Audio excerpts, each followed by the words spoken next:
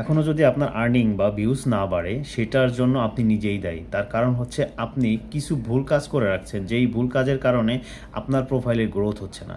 তো সেই ভুলটা কি আজকের আমি এই ভিডিওর মাধ্যমে সেটা আমি আপনাদেরকে দেখাই দেবো, কোন ভুলের কারণে আজকে আপনার প্রোফাইলে গ্রোথ হচ্ছে না এবং যেটার কারণে আপনি এই ভুলটার সমাধানটা করতে পারেন। তো চলুন দেখে আসি, স্ক্রিন শেয়ারের মাধ্যমে দেখা যাক। আপনাকে চলে যেতে হবে আপনার মোবাইলে যে অ্যাপসটা আছে, অ্যাপসে চলে যাবেন।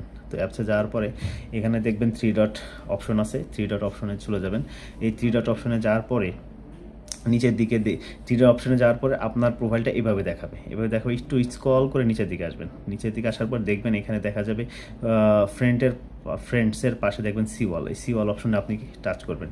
টাচ করার পরে এখানে তার নিচে দেখবেন যে ম্যানেজ যে অপশনটা আছে, অপশনে আপনি টাচ করবেন।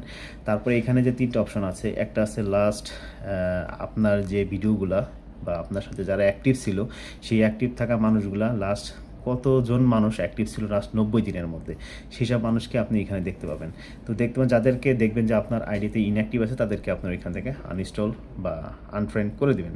ঠিক আছে, এখান থেকে আপনি করবেন। মিউচুয়াল ফ্রেন্ড কিছু আছে বা যাদেরকে আপনি ফ্রেন্ড রিকোয়েস্ট পাঠাইছেন কিন্তু তারা অ্যাকসেপ্ট করে না, এরকম কিছু মানুষ আছে।